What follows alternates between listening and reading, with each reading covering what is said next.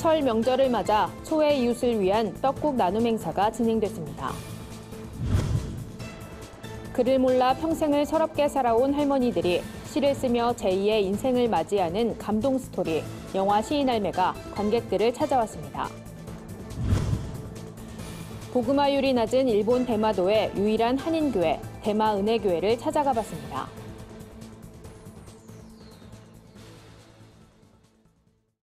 안녕하십니까. 구티비 뉴스입니다. 설 명절을 맞아 전국 곳곳에선 따뜻한 나눔의 손길이 이어지고 있는데요. 사랑의 쌀 나눔운동본부가 소외 이웃을 위해 떡국을 나누는 자리를 마련했습니다. 현장에 여선아 기자가 다녀왔습니다. 큰 솥에 하얀 김이 모락모락 피어납니다.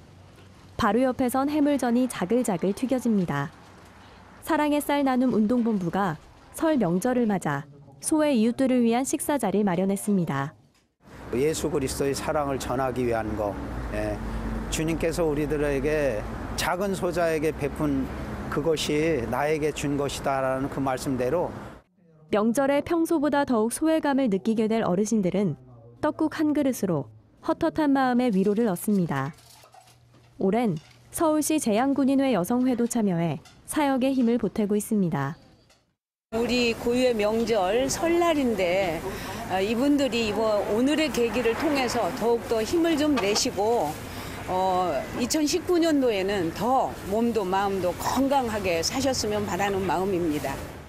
공휴일에도 쉬지 않고 사랑의 손길을 건네고 있는 사랑의 쌀 나눔 운동본부.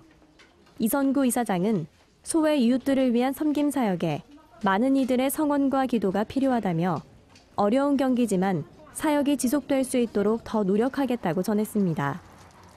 사랑의 떡국 나눔 행사는 설 연휴 마지막 날까지 진행되며 수도권과 지방 9군데에서 4,500여 명에게 따뜻한 마음이 전해질 예정입니다.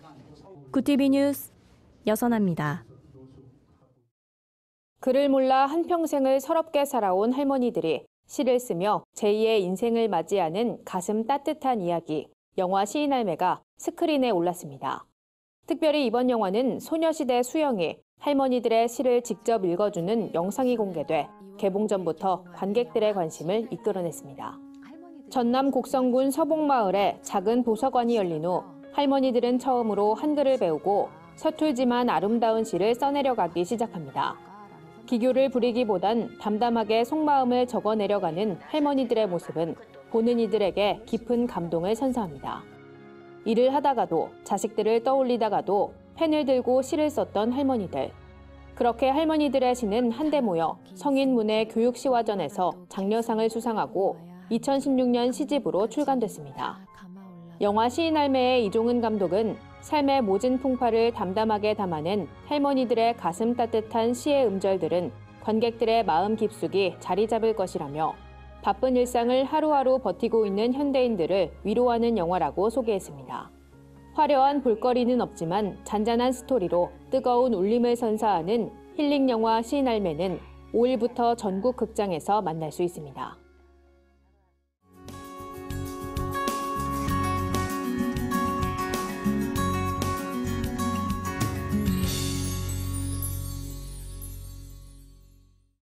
구티비가 설 명절 기간 국내외 작은 교회들의 특별한 사역을 만나보는 시간을 준비했습니다. 이웃나라 일본은 토착신앙이 발달해 전 세계적으로 선교에 어려움을 겪는 곳 중 하나입니다. 특히 일본 대마도는 전체 인구 3만 2천 명 중에 기독교 인구가 30명에 불과해 복음의 불모지로 불리고 있는데요.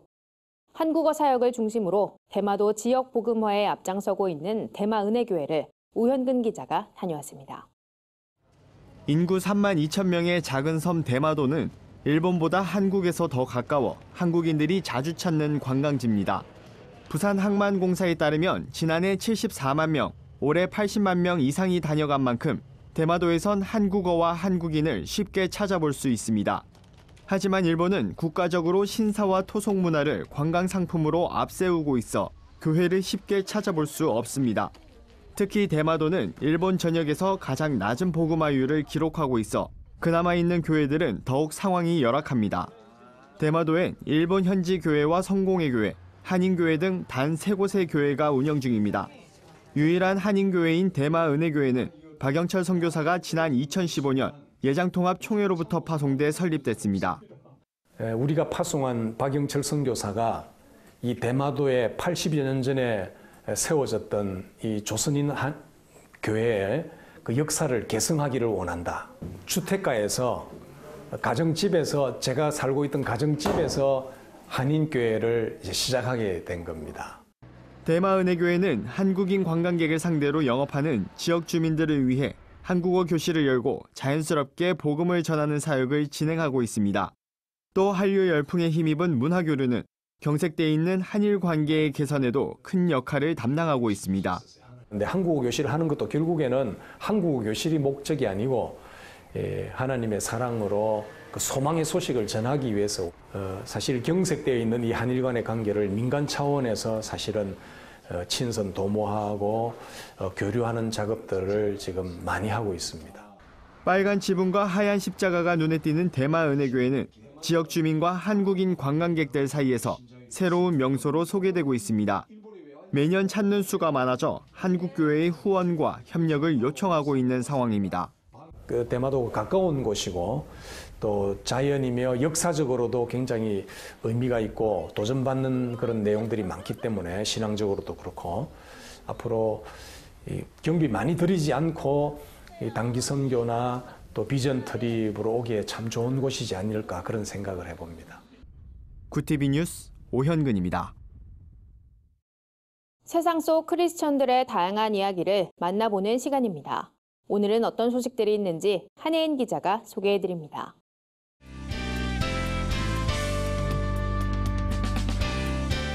네포난의 교회입니다.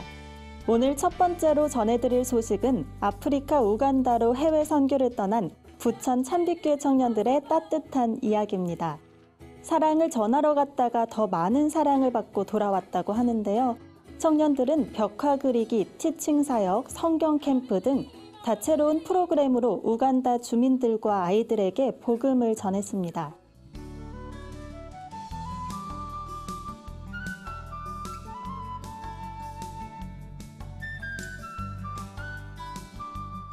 낯선 복음이지만 주민들은 청년들의 진심 어린 섬김에 활짝 마음을 열었다고 하는데요.